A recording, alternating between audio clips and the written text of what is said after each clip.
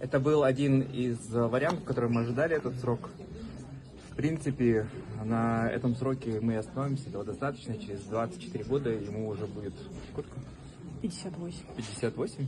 68. 68. 68 лет, это практически есть пожизненное.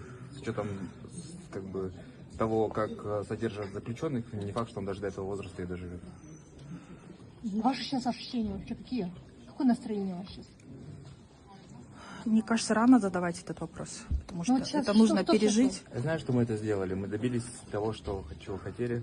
Мы приложили для этого огромные усилия. Адвокаты приложили. Жанна с первого дня, с 11 ноября с нами. Алия с нами. Дамир, Игорь. Вся эта работа, это был огромный труд, который длился больше, чем 2 месяца. Мы полгода над этим работали, чтобы прийти к этому. И мы этого добились.